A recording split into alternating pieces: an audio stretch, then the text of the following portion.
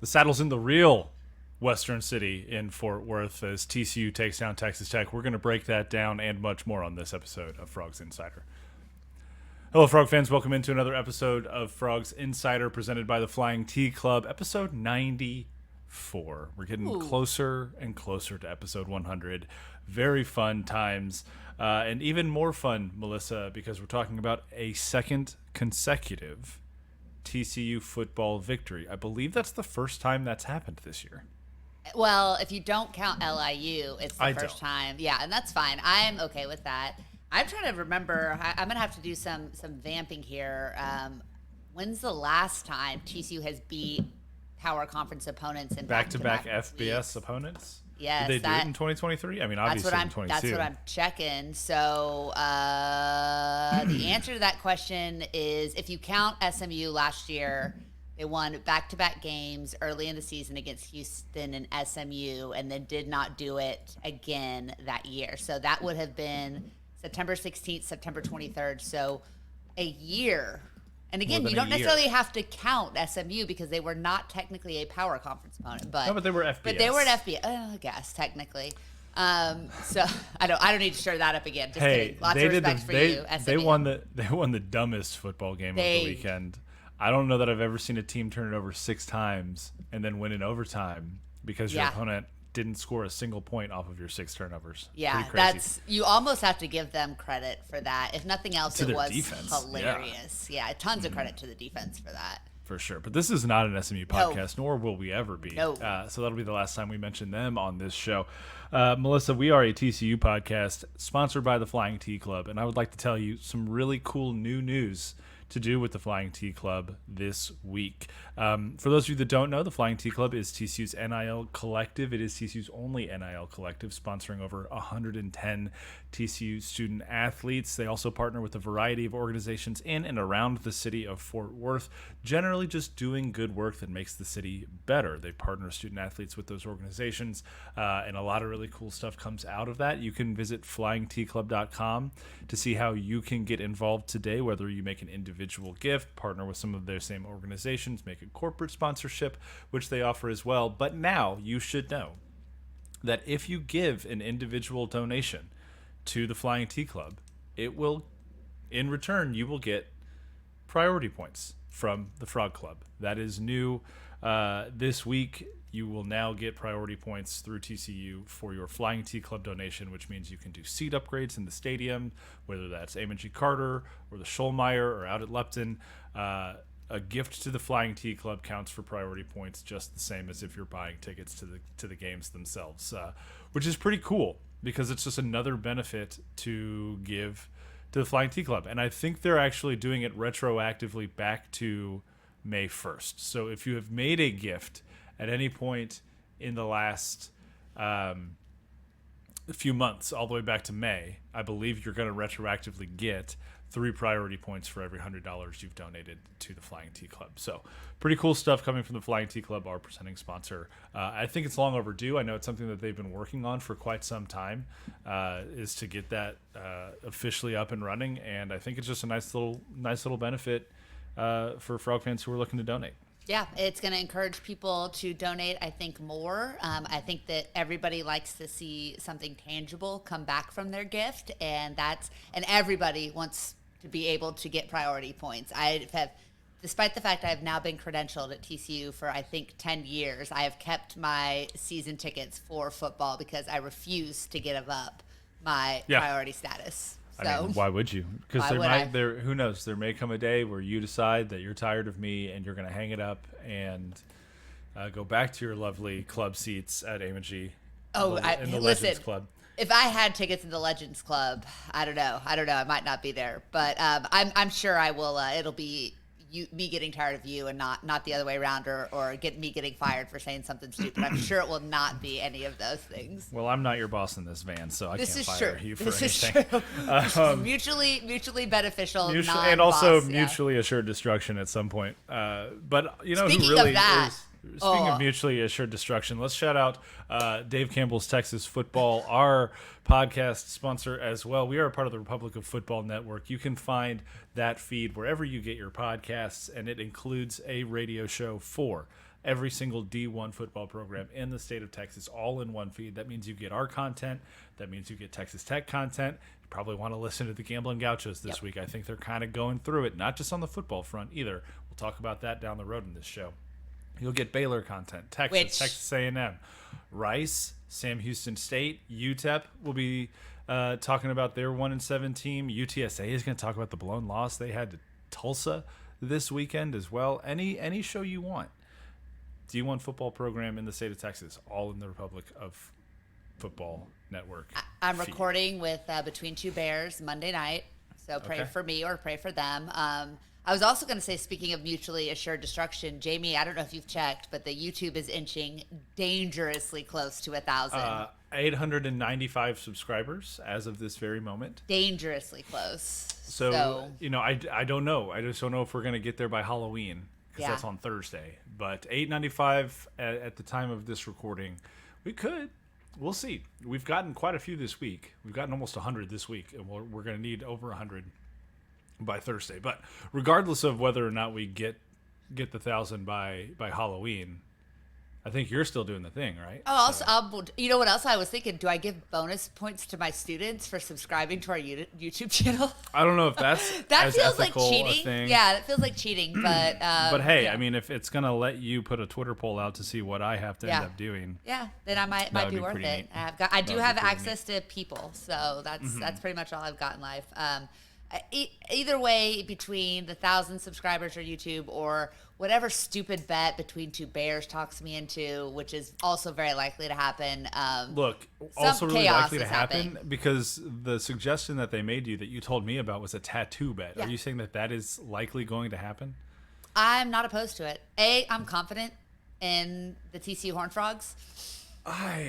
Melissa, I know. I know you already have tattoos. Yeah, that's really what it like. What do I care? It's just another tattoo. But did you like my suggestion for them? I loved your suggestion. So I think you should get Sailor Bear if TCU ends up losing. I think that'd be hilarious. But I think that they should have to get the frog script on their wrist, a little wrist tattoo of the frog script. Yeah, Frogs by 90. You can wear a watch, right, to cover it. That's true. That's like, true. Easy enough. I'm gonna clip this and send it to Matt and Evan and just say like, hey, Jamie's in for this. So to be clear, include this in the clip.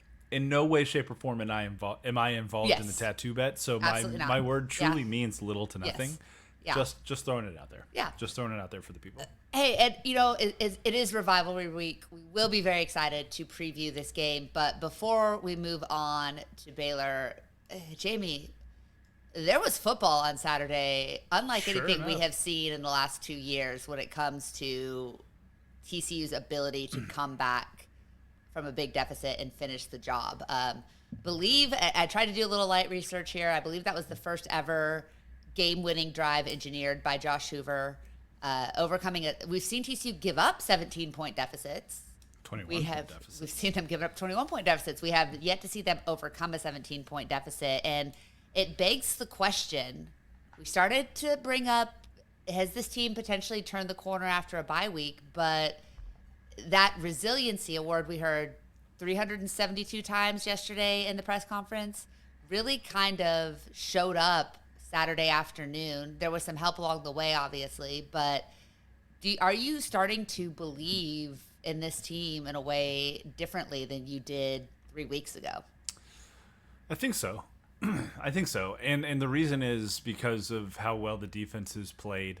I think our big question coming into the Texas Tech game was, hey, we saw them when they sold out against the run against Utah, and they looked good. They looked good doing it, but they didn't have – Utah just doesn't have the passing threat to compete with a defense who knows what they want to stop. And we saw that again in Utah's game this week against Houston because they lost to Houston. Tech has good wide receivers. Tech has good quarterbacks, multiple, because we saw them both on Saturday. And TCU's defense still was largely the reason that the Frogs were even in a position to come back in this football game. They had 5 or 6 Tech drives in a row where Tech had gotten out to the lead and extended the lead, and then TCU just kind of said no more. Like, this is where you stop. I think they gave up a field goal in Tech's last 5 drives or 6 drives of the football game, and that was it. And so they really turned up the heat when they needed to. The secondary played passably well.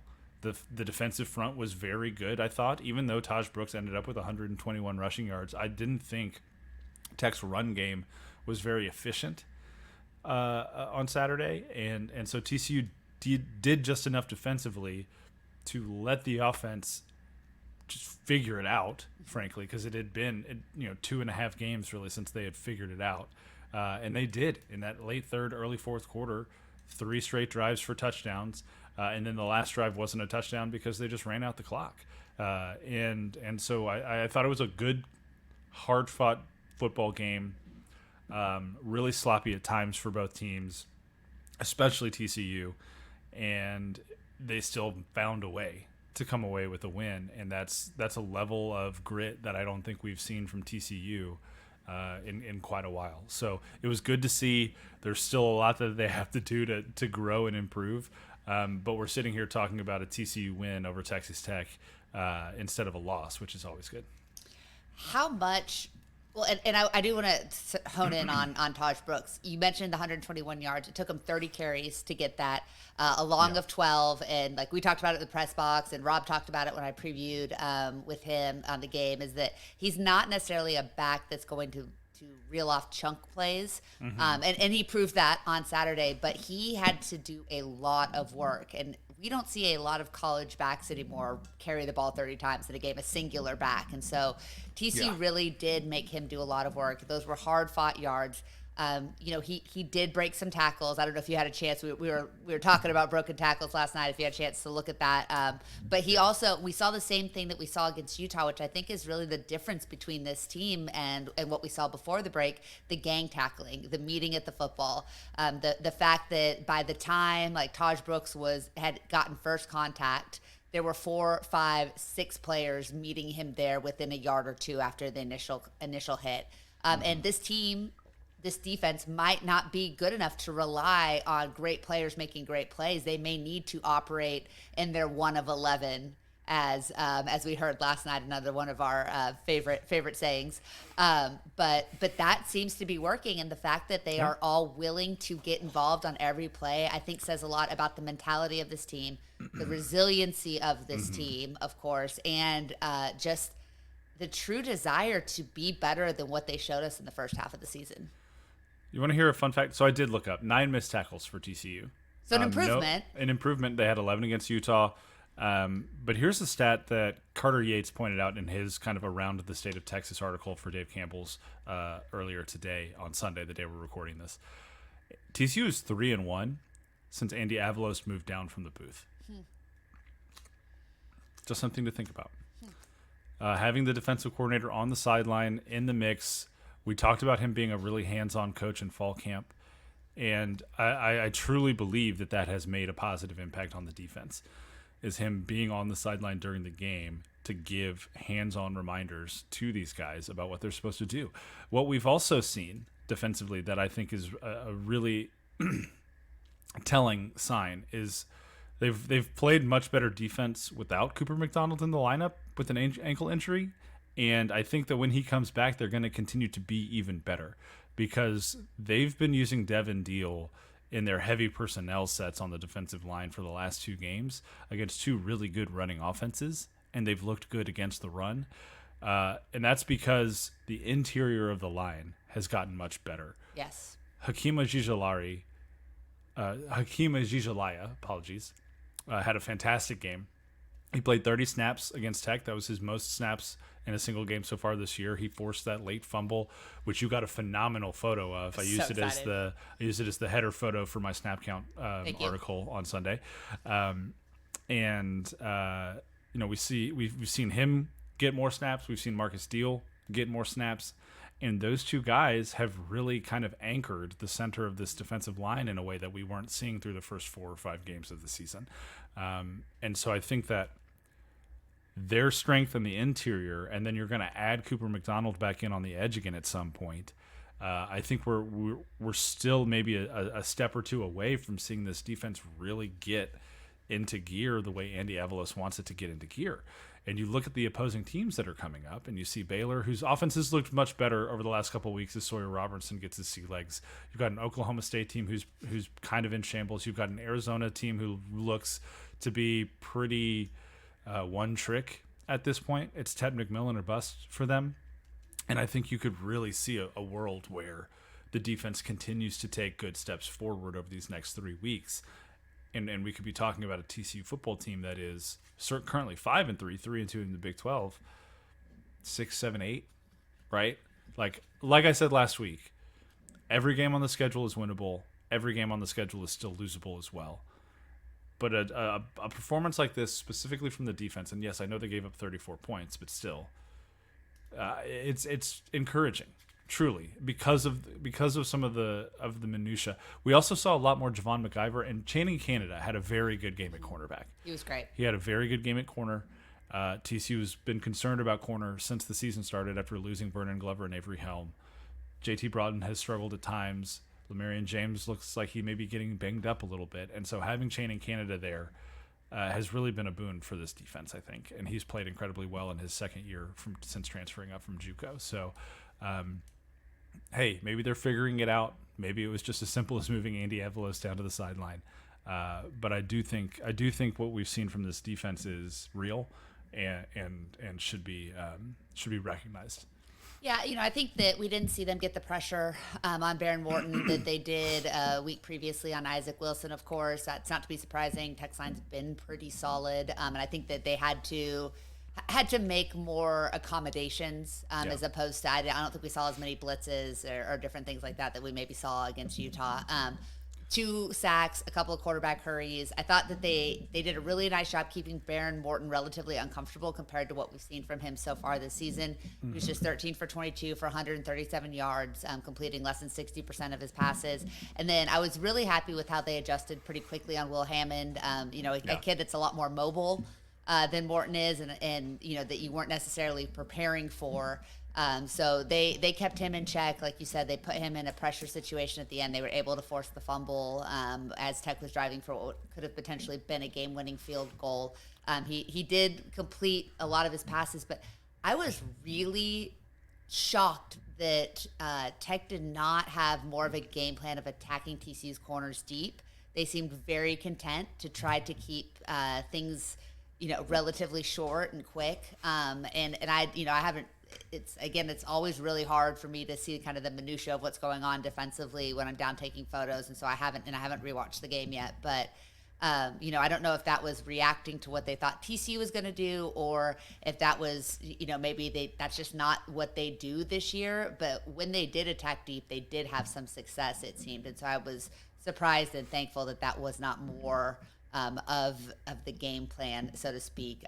Caleb Douglas had a long of 44, and they did have Koiken got loose for 29 and Jalen Conyers for 25. But other than those 3, there just were not a whole lot of passes that were much beyond the line of scrimmage. And when there were, like you said, I thought the TCU secondary did a better job than we have seen. And I think the personnel changes are due a lot of credit for the success of the defense as a whole. I've been incredibly impressed with Devin Deal and what he's brought to that front. He is, and we knew who he was, right? Like we know how he was incredibly successful at Tulane. He had a great career there. And so maybe it was just him getting his sea legs in Fort Worth to get the opportunity. And he has certainly made the most of his opportunity when it was provided.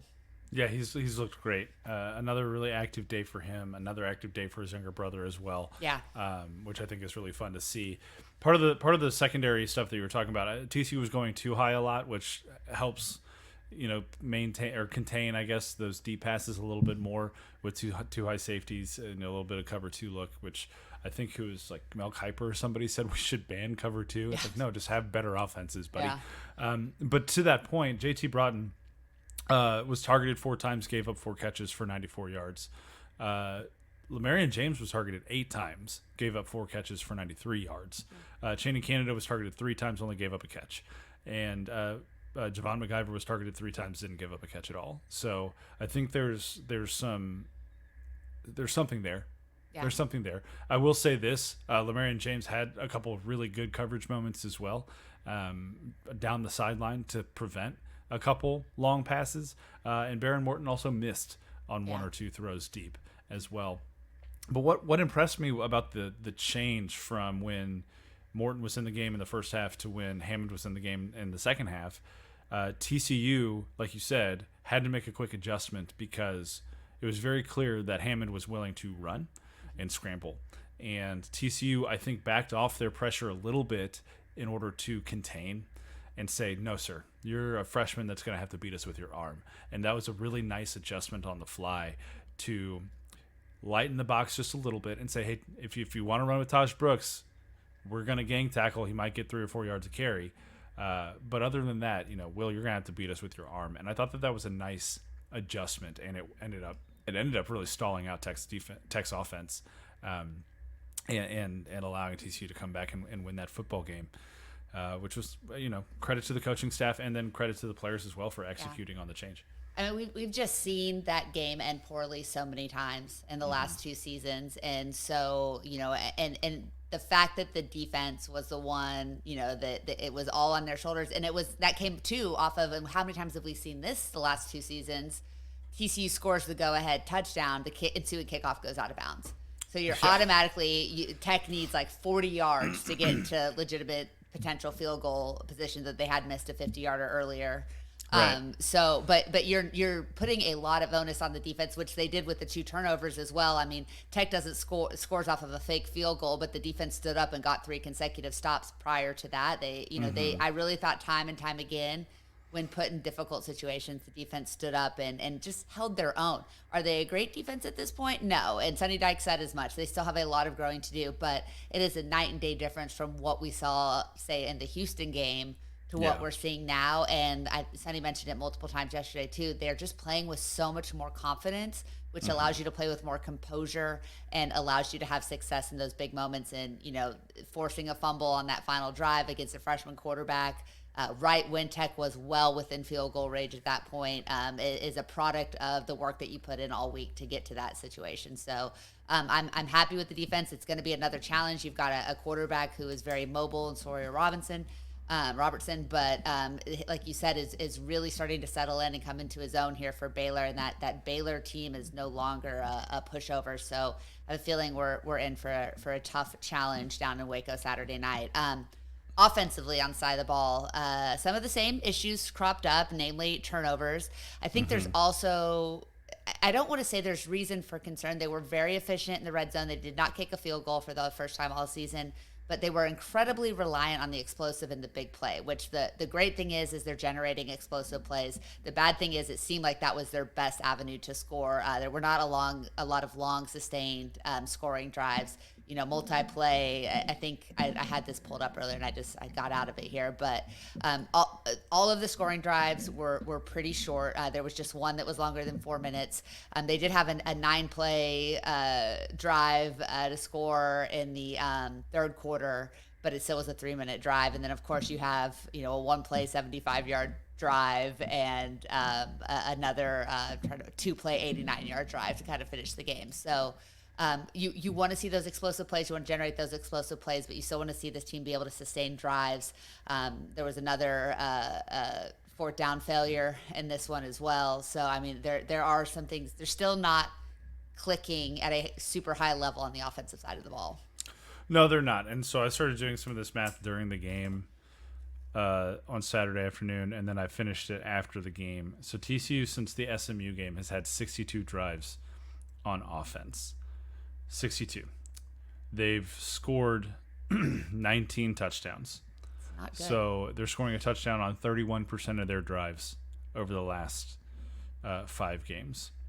They've turned the ball over 16 times in that same 62 drives, which is 26% of the time. So they are scoring a touchdown just slightly more than they are turning it over. Or they're turning it over almost as frequently as they're scoring a touchdown over the last 5 games, which I feel like is a decent sample size as far as amount to kind of get an idea of what this offense really is. And that's not going to win you a ton of football games. And that's why over the last 5 football games, TCU is only 3-2 instead of 4-1 or even 5-0, is because the offense truly has given the ball up far too much. And we saw it again from Josh Hoover on Saturday afternoon. He's got to know when to get the ball out and not take a sack. Now, his right tackle got whipped on this play, and he was going through his throwing motion, but you still got to get the ball out quicker. You know what your offensive line is at this point. And that fumble on the 5-yard line ultimately turned into a Texas Tech touchdown, even though they had to run a fake field goal to get it.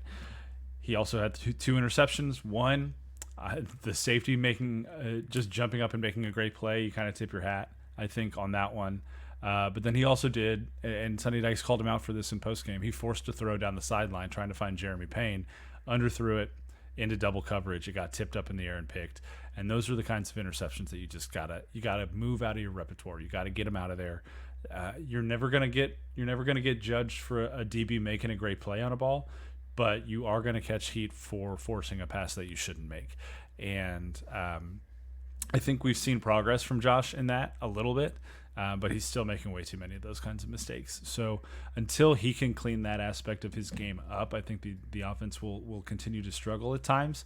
But beyond just execution from the quarterback, I think there are still some larger kind of philosophical issues with this offense that are holding it back. You look at how TCU's run the ball the last 2 weeks, and yeah, it's great that Savion Williams has turned into a force for you at running back. But you're not asking him to block. Yeah. Guys. So you kind of know what's coming when Savion Williams is in the game lined up in the backfield, whether he's taking a direct snap or he's standing off to the side of I almost said Max Duggan, Josh Hoover in formation. Now, he did catch a pass out of the backfield. That was his 75-yard touchdown.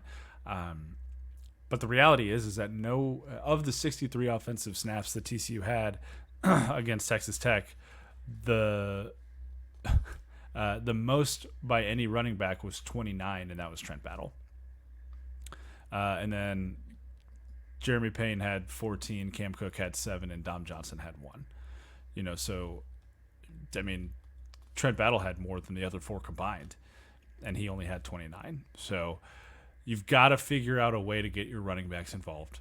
You have to figure out a way to run the football with your running backs, because I still don't think Savion Williams as your running back is completely sustainable if you also want him as a passing threat. Now, the good thing about having Savion lined up back there, is that you can get Eric McAllister onto the field more, which I think is a good thing for TCU. He played 30 snaps.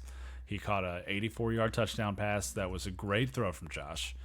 Back shoulder throw that Eric made a fantastic adjustment on, and then just beat his man down the sideline for the score. I know you got some really good photos of that long score because you were standing on that end zone. Yeah, I had 2 very large men running directly at me yesterday in that game, and it was awesome and Pretty terrifying. great. It was a little. Eric peeled out a little bit. Savion basically ran right at to you. me. Yeah, I physically backed up because I thought that he was going to run into my camera. He's just going to truck you. Yeah, I was ready. I was not prepared. I was not ready, if I'm being honest, But hey, so there are some benefits to having Savion in the backfield, but it's just I don't know how sustainable that is. I just don't. Now, I don't know. I go back and forth. How do you feel about it? It's working, right? And you want to win football games, but at some point, teams are watching tape. McGuire mentioned it in his press conference that week about being prepared for that, needing to work on that.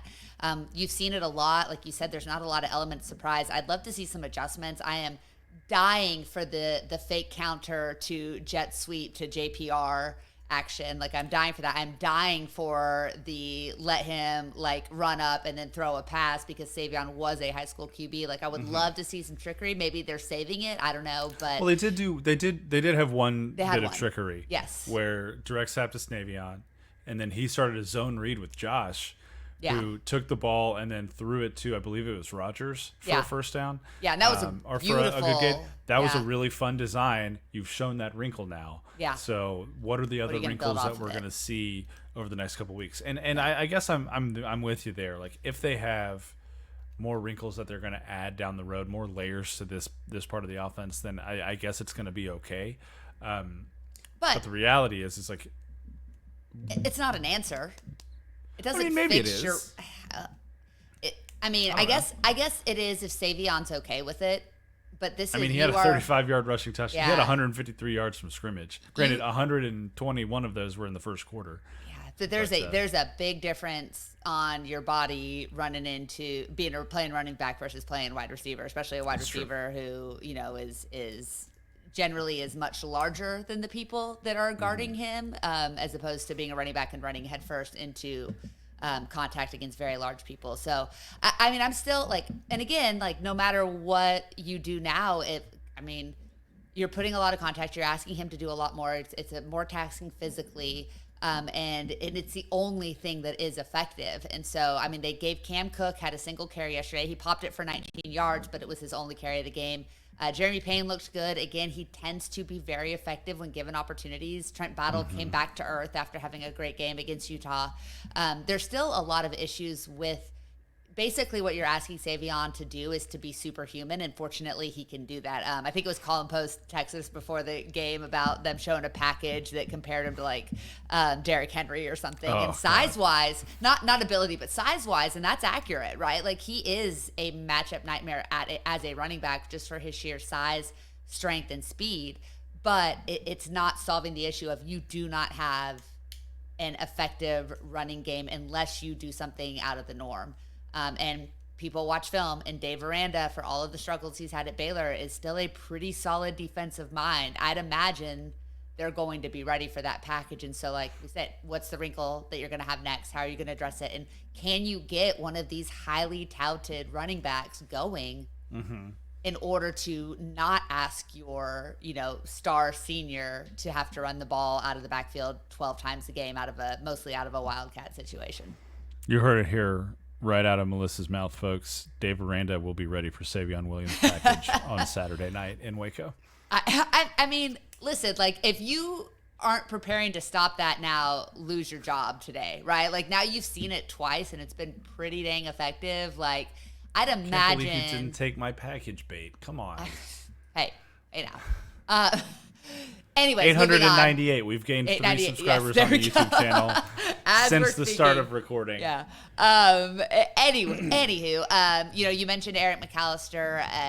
Obviously, a guy you'd like to see get more involved in the offense. I don't know that I'm concerned is not the word, but it's Jack Bush did quietly, it felt like, have 77 yards. Most of those came on one reception, but targeted 8 times. He led the team in targets, but it did not feel like he was involved in the offense as we've seen him in previous weeks. JPR had 4 receptions on 5 targets. He had a big first down. I loved seeing DJ Rogers and Drake Dabney from the tight end position both get a lot more involved in the offense. I think when you are throwing to tight ends, you're setting up your quarterback for success, especially when you don't have a super effective run game at the moment. So I do love seeing those guys get more opportunities, more targets. I think that we saw a little more creativity in some of the, like you mentioned, the one play that I thought was really creative and really fun and had some great pre-snap action. But I still want to see more of that. I still want to see more motion. I want to see more trying to get Hoover better, quicker looks. Like you said, that sack fumble was absolutely, I guess I'd call it a coverage sack. Josh held onto the ball too long, but I think that he's at his best when you get the ball out quickly, get him in a rhythm, and then try to attack over the top. Like that's when he is the most successful. And I just don't feel like they're giving they're putting him in a lot of opportunity to find that kind of rhythm. So they scored when they needed to. Josh bounced back in a really impressive way, but I don't look back on this game and think, wow, that was a really efficient, successful offensive output. No, it wasn't as efficient as it could have been. There were a couple drives, and you've mentioned them, the 2 9-play, 75-yard touchdown drives, I thought were an example of what TCU's offense can look like when it's at its finest.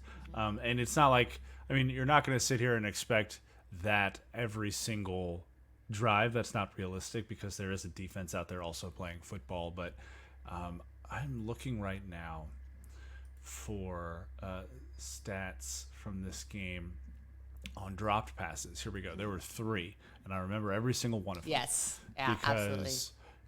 Because they were all within 8 yards of the line. Maybe Blake Nowels was a little further downfield. But Savion Williams dropped a pass on, I believe, like 2nd and 8. That would have put them at 3rd and 2 at the very least, but he's big, so he probably could have gotten the first down. DJ Rogers dropped a pass over the middle that would have made it 2nd and 5 or 2nd and 4 at the very least. And then Blake Nowell, dropped a 3rd down convert that he was past the line to gain already. It would have been a first down, and he dropped a pass as well. So I think there was definitely moments where that's what TCU is trying to do, but the execution just isn't quite there. And then you also have, and I don't always feel great about calling guys out by name, but Carson Bruno, brother, you played 51 snaps and your pass blocking grade was 19.7 on PFF. Like, we got to pull it together. Like Colton Deary's was 75.6. James Brockermeyer's was 85. Wow. Trent Battle had a 74.7. The other guys had really good pass blocking grades, but here we are. The two guys playing right guard, Remington Strickland and Carson Bruno, had a 19.7 for Bruno and a 37.6 for Strickland. And when you already are rotating guys at right tackle because you're trying to lock down right tackle. And it seems like it's been Taylor Whitfield's to lose at this point because he played 52 snaps to just 12 for Mike Nichols. 52 snaps for him, 64.4 pass blocking grade. Solid. It's above average, so he did a good job. But the offensive line has to work together. Yeah. And when you have a part of the unit that is not holding up its end of the bargain, the whole unit looks worse. And I've been impressed by Bless Harris the last 2 weeks. I think he's really stepped up his game at left tackle. Brockermeyer and Deary seem to have a really good rapport at left guard and center. Are they thriving? Not necessarily, but I mean their grades and just the eyeball test tells me that they've gotten much better over the last month. Like they've improved dramatically. But that right guard spot is still kind of a weak link for this offense, and it impacts everything that you want to do, right? Like it impacts when and how you can run off the right side of the line. It impacts how quickly Josh Hoover has to get the ball out if he sees.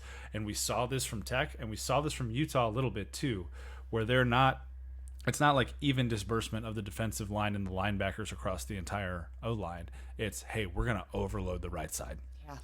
And we're gonna put 3 bodies on those 2 guys and make them make a choice, and we're seeing the results of that at times. I think with how quickly Josh is getting pressured and how poorly the run game is going specifically to that side of the field. So, yes, TCU's offense needs to get more efficient. Yes, they need to sustain drives for a little bit longer. I'm never going to complain about explosive plays personally after 2023, where I think we saw 7 total.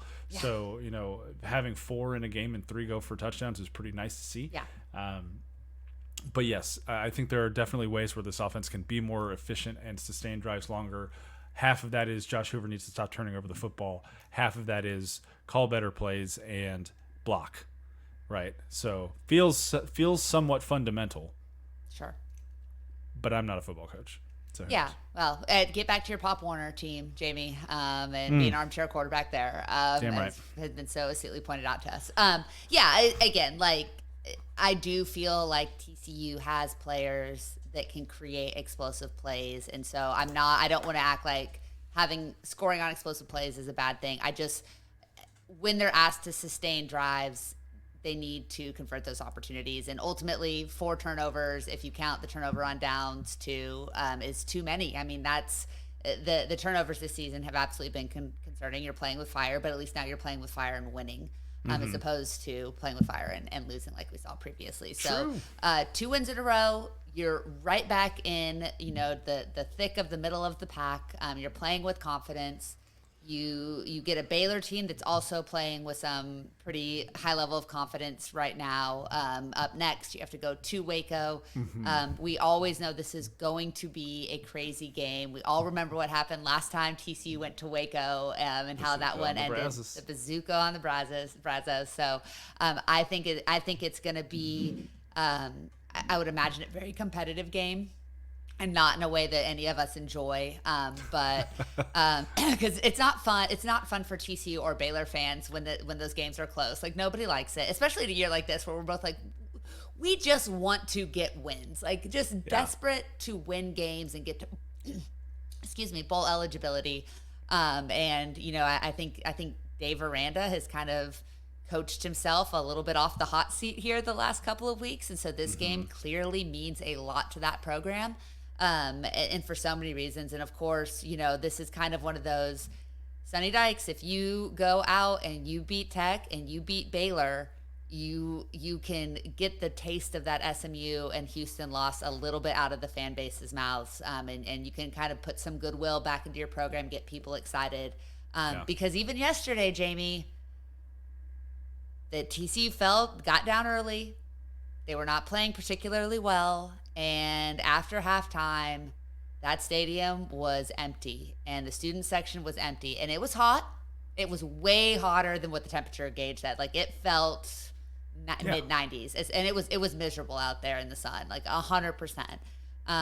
But you and Sonny said it too. We've got to play better for our fans. We've got to do a better job of making, like, taking advantage of playing in a facility like the Carter, of having a fan base like we have, because people are so much more willing to check out early in a season where you're middling than they are in a season like 2022 where they never doubted that you could come back and win.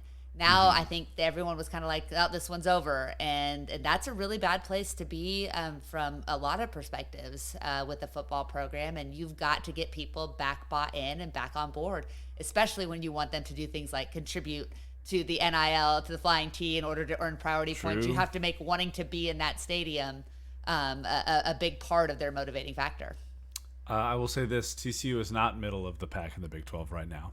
They are in fifth. Okay, that is I forgot there are 412 teams in the Big 12. My bad. Also, they have not, nor will they play any of the teams ahead of them in the standings. BYU, Iowa State, Kansas State, and Colorado. And two of the teams that they have lost to, being UCF and Houston, and blowing a 21-point lead to UCF, and then just never leading against Houston. Brutal. Makes you think about what this season could have been if they had played like they've played the last 2 weeks, especially defensively. They win from the start games of the season. Yeah, they beat that. I mean, they don't give up a 21-point lead to UCF, and they definitely don't give up 30 points to Houston. No. Playing like they've played defensively the last 2 weeks. So it's nice to see progress. We're always going to commend progress. You play Baylor, who's 2-3, 4-4 overall. Oklahoma State, who's 0-5 in Big 12 play so far. Arizona, who's 1-4 in Big 12 play so far, and Cincinnati, who's just like you, 3-2 so far through conference play. Those are your final 4 games of the season. If you've really made progress, 3 of those games at the very least you should win. Yeah. If we're just talking about standings and state of the program, you should beat Baylor, Oklahoma State, and Arizona at this point. You should. Yeah, and 2 of the 3 of those are at home. Yeah. At Cincinnati to finish the season. I mean, give Cincinnati. Toss that one up. Yeah, that's a toss up. They've looked much better than either you or I expected them to look this year. Toss that one up into the air, make it a coin flip. Maybe, I mean, Cincinnati will probably be favored by 5 or 6 in that game. I'd imagine. Weather could be a factor. But hey, these next 3 weeks, you better knuckle down and get it done. They're 1-2 right now in games played against teams in state. They're 3-2 in the Big 12. Get it done. Just get it done. Well, and you know, the over under win total was 7.5, right? Like coming into the season, I think that most people will accept, 7 wins. I think 8 turns this season from what felt like a failure just a couple of weeks ago into relatively successful. I mean, there's still going to be a lot of what if, but 8 wins, 7-8 wins. At least now you haven't embarrassed yourself. Look, I said 8-4 before the season started. I am now thinking to myself, like, if they get to 8-4 this way, which feels like a really dumb way to get to 8-4, am I going to be upset that I was right?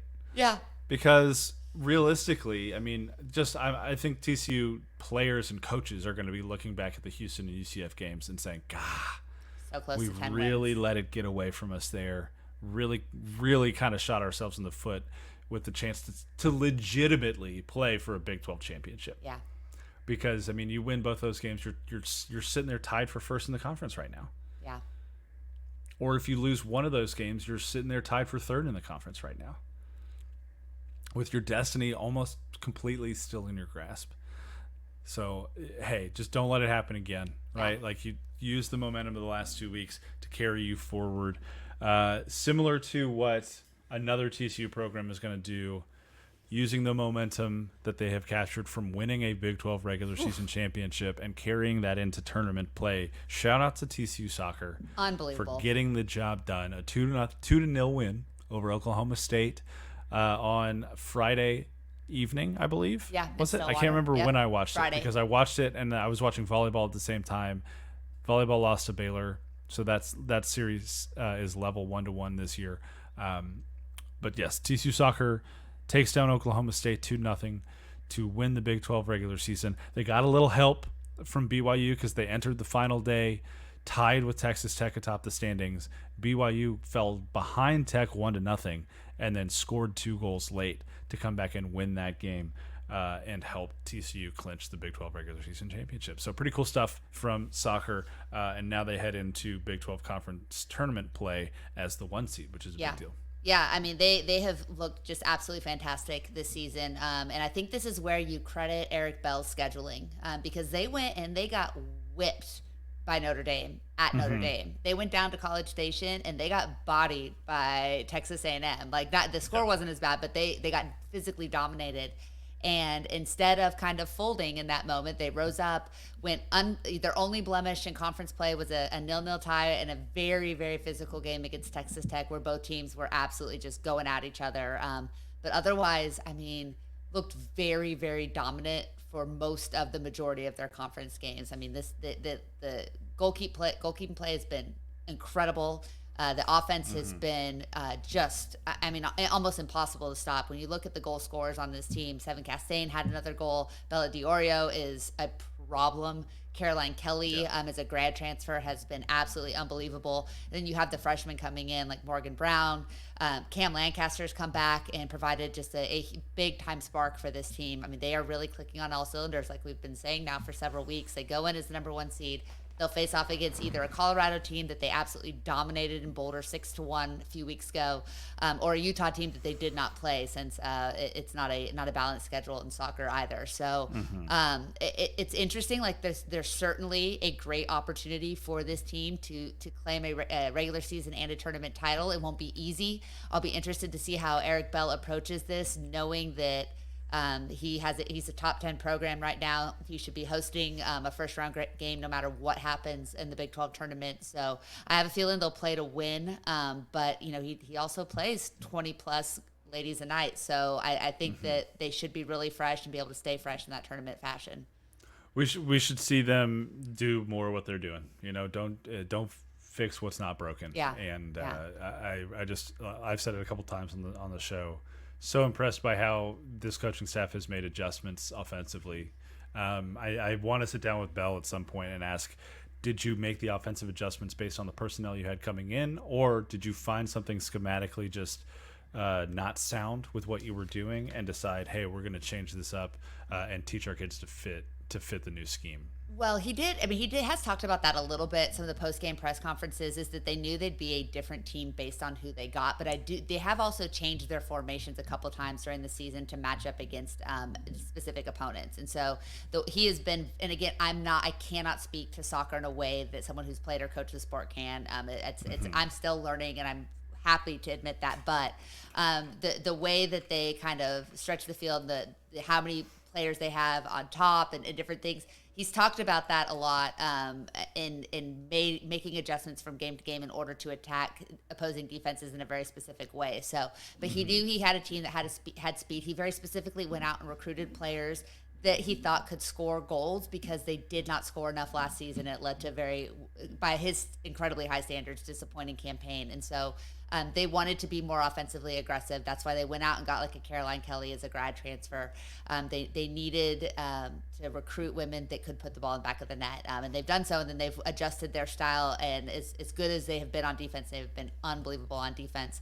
They're equally as strong on the offensive side of the pitch. And that wasn't the case a season ago. Just really fun to see. Their first game of the conference tournament comes on Saturday, November 2nd, where they will play the winner of the 8-9 seed game. That game happens on Wednesday, October 3rd. So a little bit of a stretched out schedule here. They're not playing back to back like baseball or basketball would do. So it's going to be a little bit of a lengthy tournament running through. It's like 2 weeks. November 9th. So. October 30th are the first round games. TCU gets going in the Big 12 championship tournament on November 2nd, Saturday. So you should 2 p.m. on Big 12 now on ESPN Plus. So plenty you'll of be time able to watch it. Yeah. So hey, we got a big weekend coming up. I'm going to talk about it a little bit more on the midweek show. But we've got 2 Purple and White World Series games for baseball happening. One on Friday, one on Saturday morning. Then we've got TCU soccer playing in the Big 12 tournament at 2:00 on Saturday afternoon. Then we've got the football game. At 7 p.m. Against Baylor on Saturday night. And I believe there's a volleyball match Volleyball plays Wednesday against Colorado, and they have their trunk or treat match. So that's at 6:30. That's their game, their only game. And they also this play week. on Friday at home against Iowa State. Yes, sorry. So, Friday is a day. So you've got baseball, alumni volleyball, baseball. And then the basketball exhibition against Arkansas. Yeah. All on Friday. Friday and is Saturday, a day. you've got more baseball, TCU soccer, and TCU football. So get your rest in on Thursday, folks, because we got a big weekend coming up. Yeah. This is a massive weekend. Just a massive opportunity. So, and like the first time you have a chance to support volleyball, soccer, basketball, baseball, and football all in the same weekend. All within 48 hours. All within 48 hours, and most of them at home or within a 90-minute drive. Yeah. Pretty cool. So let's see Frog fans out and about. Yeah. Out and about. Oot and a boot. Melissa, I think that's going to do it, though, for this episode of Frogs Insider. Thank you all for listening. Let me refresh the YouTube page real quick. One more time. 898 subscribers. We are 102 subscribers away from our goal of 1,000 by Halloween. Can we get there? It's going to come down to the wire. Very excited to see and very thankful for every single one of you listeners out there. The show has continued to grow like crazy. Let's hit up that YouTube channel. I've got, am I going to tease it right now, 52 minutes into this episode? No, I think I'll wait till the midweek or maybe next week after we recap Baylor. But some cool things in the works. So go to the YouTube channel, watch all of the podcast episodes. You've got all the post-game stuff. We're going to have midweek content from Sonny Dykes up on the channel on Tuesday. You can go see my one-on-one interview with Haley Van Lith. I just posted the Noah Reynolds interview today. We've got some more of those from Big 12 Media Days that I'm going to throw up later this week as well. Tons of great stuff over there at the Frogs Insider channel. Make sure you subscribe to the Republic of Football Network wherever you get your podcasts. Go to theflyingtclub.com. Check them out. You can get priority points now, yada, yada, yada. Melissa, you've got a great preview coming up this week with Between Two Bears. Great, might be over. We'll see. We'll see how it goes. Tattoo bet. You never know with them, but tattoo bet, yeah, that could happen. We'll see. We'll see what they're up to. You'll have to tune in Thursday morning to find out if the bet is happening or not. That is an extreme thing that I don't think I'd ever be willing to do. I'm not going to let someone else put something permanent on my body. I'll tell you that. But anyways, we'll see how all of that goes next time on the next episode of Frogs Insider. Until then, go Frogs. Go Frogs.